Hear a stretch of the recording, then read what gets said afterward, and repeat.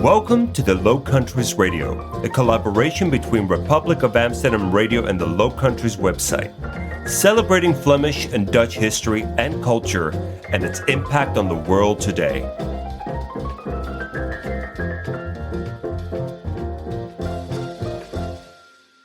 Hello and welcome to Low Countries Radio.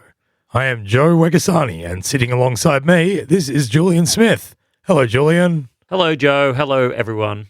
In 1672, the young Dutch Republic was attacked on all fronts by France and her allies, which included England, as well as the bishoprics of Cologne and Münster. As you can imagine, a lot of high-level international politics both preceded and drove the turmoil. Politics which enveloped a range of issues such as the design of sovereignty, rights of trade, and the conscience of religion. Great famous historical figures like the Dutch Grand Pensionary Johan de Witt, French King Louis XIV, and the young Prince of Orange William III, who would later become the King of England, reigned supreme in the typical coverage of the story. The magnitude of the event turned the tide of history in the Netherlands, bringing an end to 2 decades of dominance by Republican politicians and revitalizing the power of the prince's faction, the Oranges. As we know all too well, however, when high-level politicking leads to war, the greatest and realest impacts are felt on the ground by the countless people whose villages, towns, and cities bear the brunt of the violence that is unleashed. In the case of the Rampjaar, or disaster year, as 1672 is referred to in Dutch, in the provinces of Gelderland, Overijssel, and Utrecht, people brutally felt the pinch as foreign soldiers looted, raided, and plundered at will. As a result of the turmoil, people fled from those regions, causing a mass exodus of refugees escaping to safety. They could not go south or east from whence the invading armies came, so they went north and west, often onto boats which launched into the Zuiderzee. This large body of water no longer exists per se, but back then was a direct branch of the North Sea, whose waters lapped and often breached the edges of Friesland, Overijssel, Gelderland, Holland, and Utrecht. In scenes that would not be unfamiliar today, desperate people on boats thrust themselves out into those waters, mostly landing in an area just north of Amsterdam called Waterland or Waterland. The locals in the surrounding towns, being Edam, Monnikendam, Durgedam, and Broek in Waterland, were then faced with the consequences of other people's perils, watching on as an influx of desolate foreigners arrived on their shores. In this episode of the Low Countries Radio, we interview historian Loek Zoon, who works at the Waterlands Archief, the archive of the Waterland region. He has recently shone a bright light on these events, which, if they happen today, would collectively be referred to as a refugee crisis. How did the towns of Waterland react to the sudden surge of strangers? What do we know about those who fled and those who received? And how can the whole event inform us better as we similarly face a world in which high-level politics distill into dislocation and strife? Here's Loek Zoon.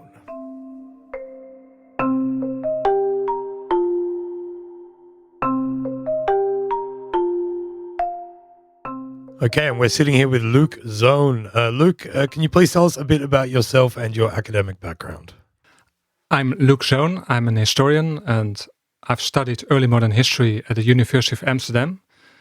And recently I studied public history, a second master, and I'm also editor of the book Broek and Waterland, which is about towns and villages in the region of Waterland and the conflicts and types of cooperation they had in the period, say, 1300 up to 1800.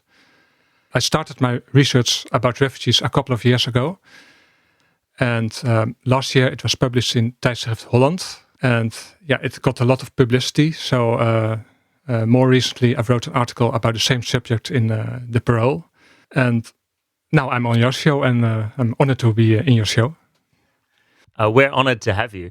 So you began your research into refugees a couple of years ago. What drew you to that topic? Well, the book Brook and Waterland had a chapter which also dealt with the Rampjaar. But the aspect of refugees was not covered in that chapter. So I just started looking in records, the Waterlands Archief where I work.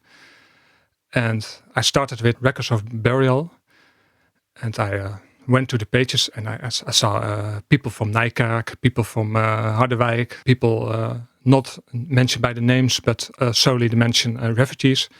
And I got fascinated and, well, from one thing went to the other. So I start making notes and, what started as one page with interesting notes, it grew to a lot of pages. And so I thought from, well, let's investigate it further and let's look at other archival sources. So I also looked in resolution books, that are books with written down decisions of municipalities, towns, villages. And finally, I had much information to write a whole article about it, which I said earlier is published in Holland Historisch Tijdschrift. And, well, it could be the case that I'm going to write a book about it because there's much more that isn't even covered in the article. There's an exclusive for you. So working in the Broek and Waterland area and at the City Archive, you then started to notice the impact and influence of refugees during this period, specifically 1672. Let's talk a little bit about that year, 1672. In Dutch, it's known as the Rampjaar. In English, we often call it the Year of Disaster. Could you just tell us what was the Rampjaar of 1672? Give us some context for our listeners. The Rampjaar was a major episode in Dutch history. If you went a little years back, in 1648, the Treaty of Münster was signed, in which the Dutch Republic was acknowledged as a sovereign independent state. And the years after that were relatively peaceful for the Dutch. Also because in England and France there were civil wars and internal upheaval, so the Dutch could grow their empire.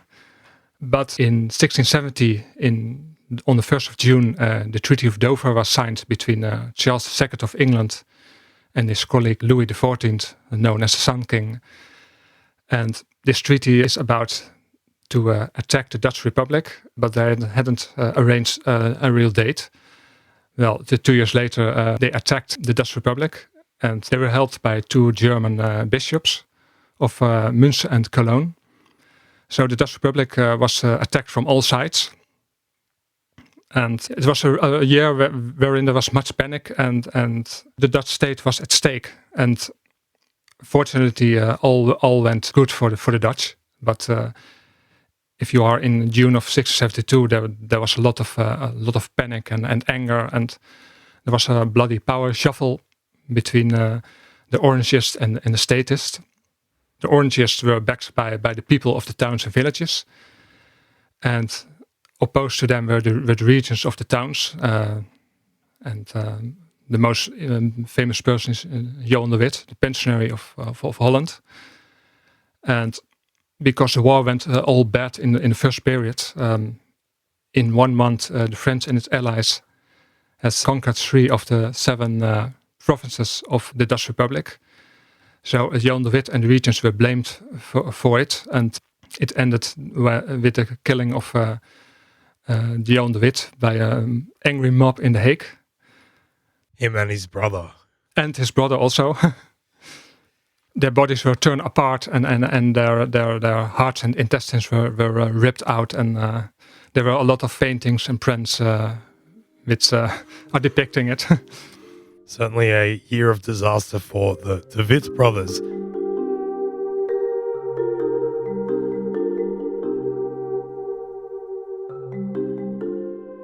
So coming back to the main topic, which is going to be how this year of disaster affected a certain region. As the attacks are coming in, what were the places in the Netherlands which were most affected in terms of having their towns occupied by foreign armies or having to flee? What areas produced the most amount of refugees in this instance? On June 12th of 1672, the French crossed the River Rhine at Lobith, and within a month they conquered the province of Utrecht and Gelderland. And Also, the German bishops invaded the Republic, and in July of the same year, they conquered the province of Overijssel. And people in the countryside of these provinces had suffered severely. They had to deal with looting and raping by enemy soldiers. And that's a reason why specifically people from that provinces took boats and crossed the Zuiderzee, which is today the IJsselmeer, and went to the region of Waterland. And not only the region of Waterland, also West-Friesland, in the first place Hoorn, which is situated north of the region of Waterland. Okay, so let's talk about the region of Waterland or Waterland. Tell us about it. How did it come to exist? What did it look like at the start of 1672? If you were living in a town like Ransdorp or Zuiderzee in Waterland, what does it look like for you? The region of Waterland is, as I said, situated north of Amsterdam. And within the region there are a couple of towns and villages which not always exist anymore today. For example, the village of Durgedam is now incorporated by Amsterdam. And maybe villages as Broek in Waterland and Landsmeer will follow in the future. They belonged in the medieval time to the Heerlijkheid Waterland, which was a region within the county of Holland which had some form of independence. In the year 1282, the Count of Holland bought the Heerlijkheid of Waterland, so it was directly in his control. As regarding to the size of these cities and villages and towns, they were relatively small. At the beginning of the 17th century, the village of Broek in Waterland has less than 900 inhabitants. Edam was a lot bigger with more than 5,000 people, and Monnikendam more than 3,000.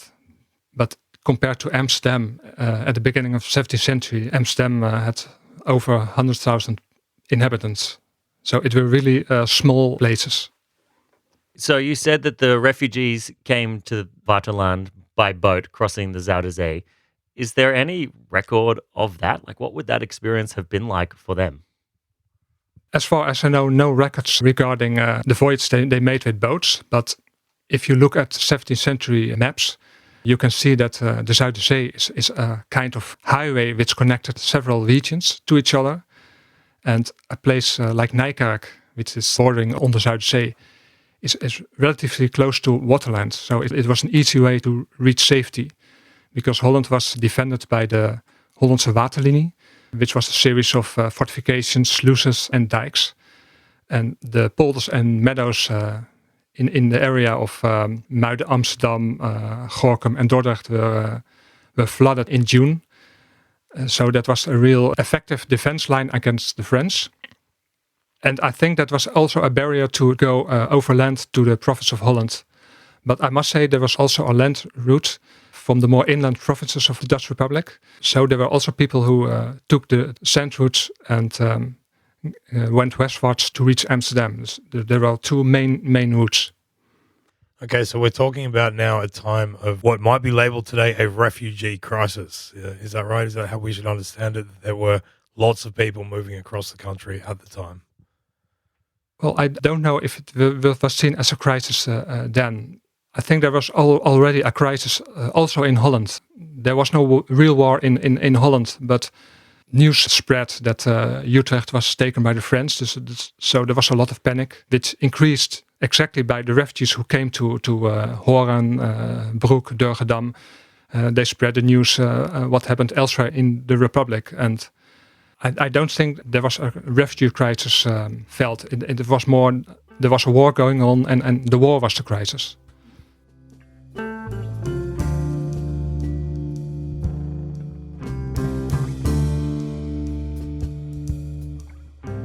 And for the people who are both leaving and who are also in places where refugees are arriving. So if we look at a map and we talk about Nijkerk on the other side of the Zuiderzee, to us today it looks very close to Hoorn or Monnikendam. But for people back then, it was quite far away.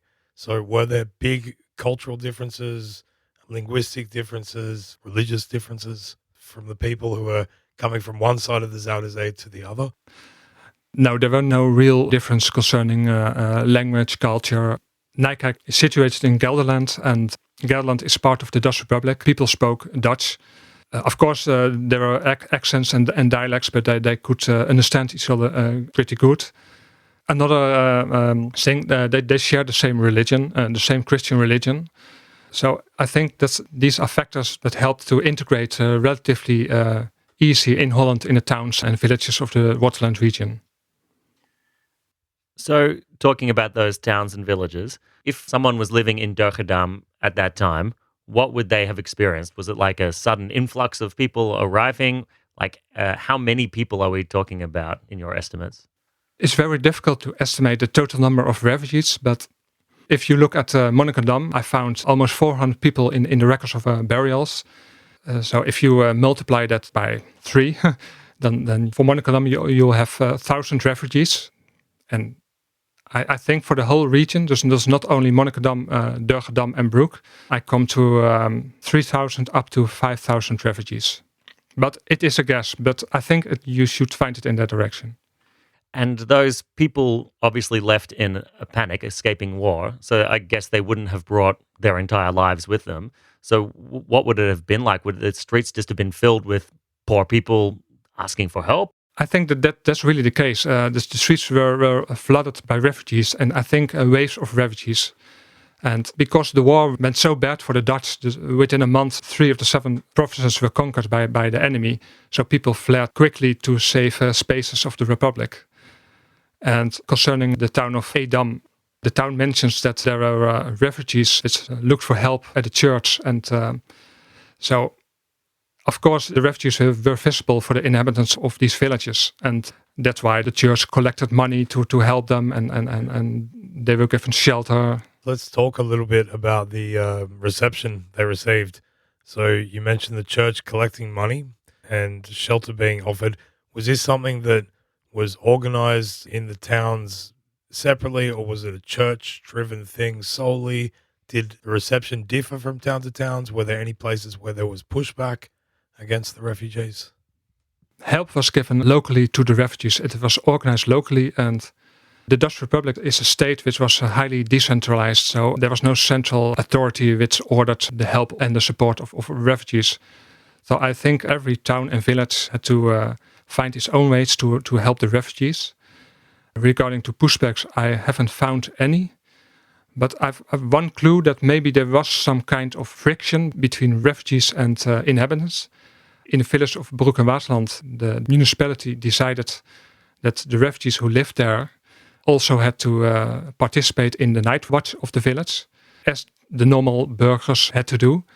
So maybe the inhabitants complained that the refugees had some advantages and there was some kind of jealousy, but that's the only mention about fiction. Yeah, it could also be looked at as a process of integration. You're in the town now and that you can be part of the night watch. Well, there was also a lot of panic only in the village of Broek and Waterland. The municipality of Broek had 2,000 guilders of cash in the village. And because of the threats of the war, they decided to transfer it to the Oost-Indische Compagnie in Amsterdam. So might Broek be conquered and the money was safe. So there was real panic also in the safe province of Holland.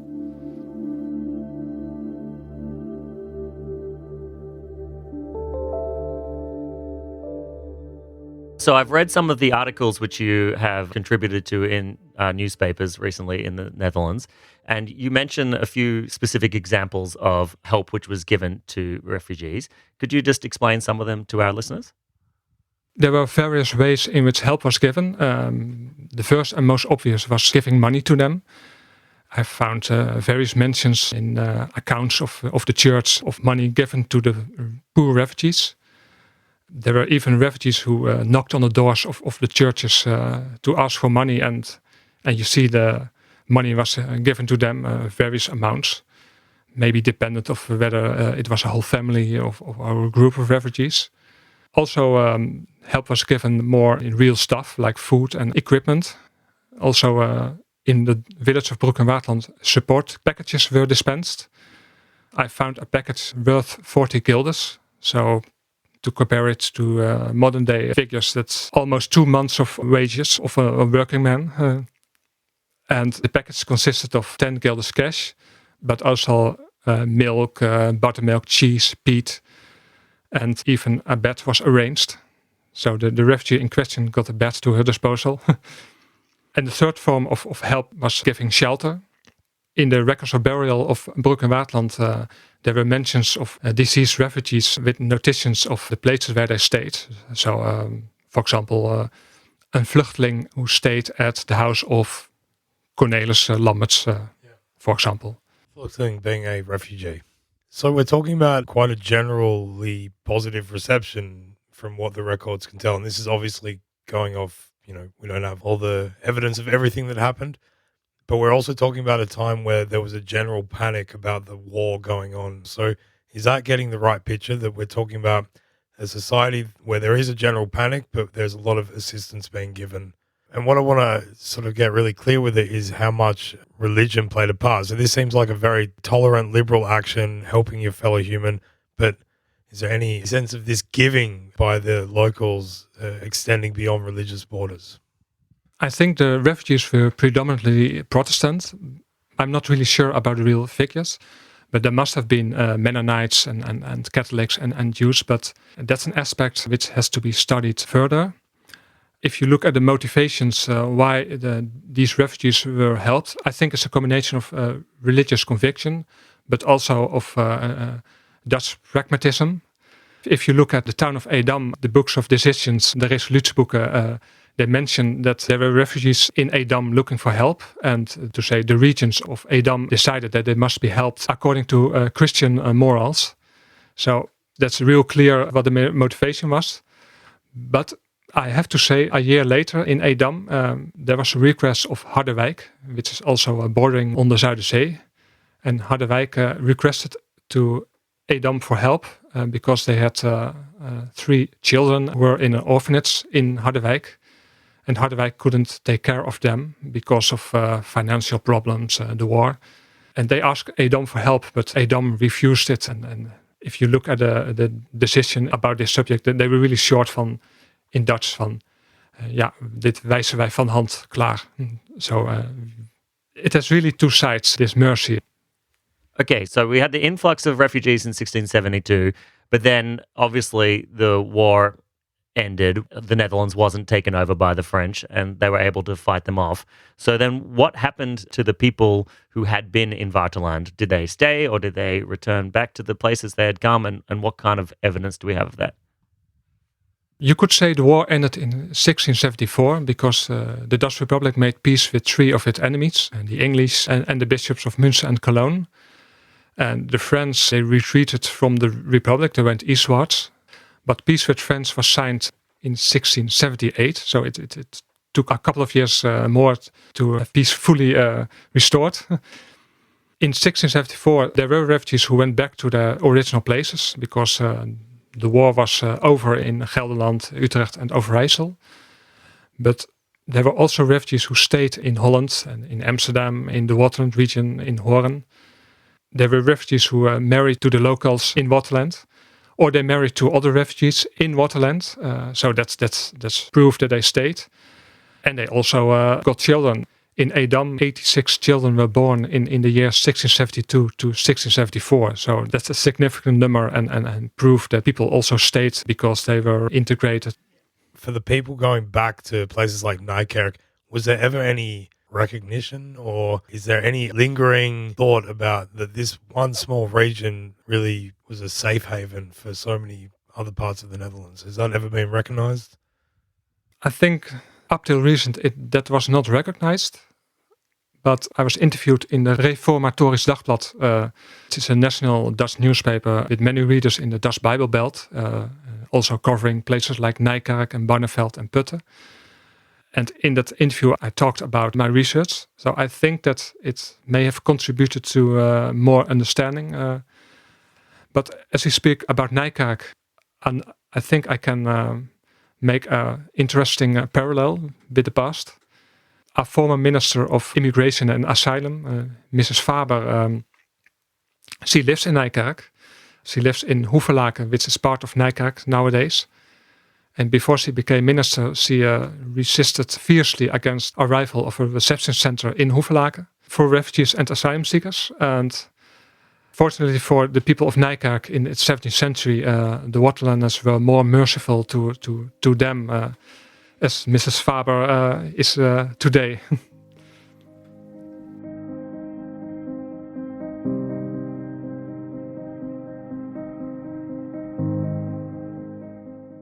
How about today? So how should we compare the situation from 1672 in this part of the Netherlands with more recent examples? We have war zones around the world, such as in Syria, North Africa, Ukraine. We've seen an increase of refugees moving across the planet. What are the most striking comparisons that you see today to this event? Well, I'm an historian, so I would have to say first that history never repeats itself in the same form. I think you can compare the situation in the Rampjaar a bit with the situation in Ukraine. If you look at the war, Ukraine is attacked by the Russians who got helped by Mr. Lukashenko of Belarus. In the first month of the invasion, people in the West thought that Ukraine would fall in the hands of the Russians. But fortunately, that isn't the case, and Ukraine has launched several counteroffensives. There are a lot of refugees who went from Ukraine to Western Europe, and they went to the Netherlands. They also received support packages. So that's an interesting comparison. If you look at the Rampjaar, the refugees had a lot in common with the people of Waterland. They share the same religion. They spoke more or less the same language. They were part of the same country. And today, the refugees from Ukraine have many things in common with us in Holland. And we can communicate relatively easy by speaking English. We share a sort of same religion. If you look at refugees from Syria and North Africa, I think there are more differences, obvious, regarding to language and food and culture. So it's more difficult to compare those countries and refugees with back then. Just on that, a question without notice. How much did the Rampjaar actually go towards creating a sense of Dutch identity for people then? Or was that identity already pretty strong? So if you talk about people coming from Gelderland into Holland, were they already sharing a sense of belonging to the Dutch Republic? Or did the crisis of the Rampjaar actually help create that? I think the outcome of the Rampjaar certainly accelerated a feeling of belonging to the same country. Back in 1672, it was a relatively young country. 20 years it was independent from Spain. So I think the outcome of the Rampjaar certainly helped establishing a feeling of unity. The Dutch Republic is a peculiar kind of nation. Most of the nations around the Dutch Republic were monarchies. And the Dutch Republic was a real peculiar kind of republic. So officials from countries like England, they had no real idea with who was the leader of the Dutch Republic. Was it the stadtholder? Was it the pensionary? And I think the inhabitants of Gelderland and Utrecht and Overijssel, they felt in the first place a citizen of Deventer, of inhabitant of Harderwijk. And in the second place, they felt an inhabitant of Gelderland, of Overijssel. So I think the Rampjaar certainly helped getting to create a feeling of being part of a land, of a nation. And surely the refugee movement must have contributed to that, to bringing people in contact with each other. That must certainly helped. It created more bonds between people of certain parts of the Republic. The reason I went there is just thinking about the Ukrainian refugee I keep saying crisis, it's how it's been framed, but this is, some people are suggesting that this is a real shaping moment for Europe and European identity. So if we are doing the comparison, which I know as a historian you don't want to do, but I just wonder how many lessons can we learn or patterns could be repeated from that in shaping of European identity. Unfortunately, today you have social media like X, where troublemakers are stoking the fire and they are setting people up against each other. Societies have changed a lot between then and now, and one of the noticeable differences is the lesser role that the church plays in everyday life. The church used to provide a lot of things, but notably the idea of social welfare and care. Are those needs being met in modern Dutch society from a centralized point of view? How does the modern state policy towards refugees compare with what we saw in 1672 with more localized church-based response? Exactly, that's the main difference. Back then you had a local approach, a more personal approach. Refugees were visible in the towns. And now you have a central approach in which refugees are first collected in reception locations. And you have X and the troublemakers stoking the fire. So that's an important difference. And the other difference is back then in the Rampjaar, the refugees had more or less the same backgrounds as had the inhabitants. So that's an important factor why there was little setbacks and little problems in helping the refugees. I think we could learn today from then that the local approach worked. So I think that churches and other local institutions should participate more in helping refugees now. I think that really helps. And now the refugees, they come to the Netherlands, they have to go to Ter Apel and they are kept apart from the local inhabitants. And so that there's less personal contact. And if there's less personal contact, people are less merciful. I think that's an important difference. Really well said. And is that something that you think can be applied on a wider scale, so not just in the Netherlands, but with the way that countries around the world receive refugees? I think that this is a lesson that could be learned everywhere, not only in the Dutch Republic. And if you look at the United States and see what Trump is doing with immigrants, and that's another point. Now there are many populists like Wilders and Trump, and they are not advocating a local merciful approach. And if you look at the Netherlands, we have new elections in October. I hope the middle parties are finding each other and forming a new cabinet.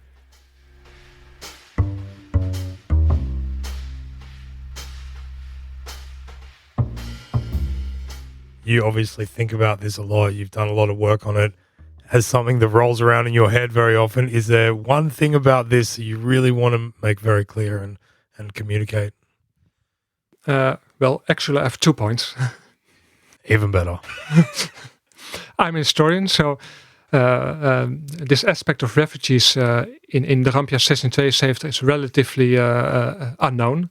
So I hope that it gets more publicity, and thanks to you, I think that will certainly be the case. If you look at refugees per se, I hope that people see refugees as human beings, as persons, and not as statistics.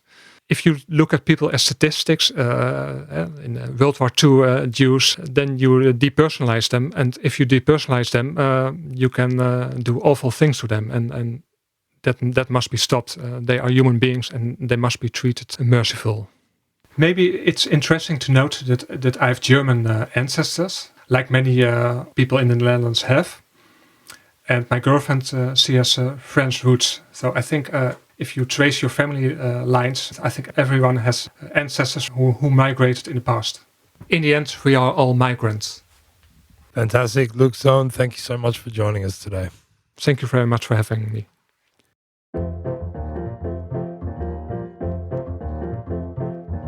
Do you want to know more about Flemish and Dutch history and culture? Visit www.the-low-countries.com. This podcast is made by Republic of Amsterdam Radio.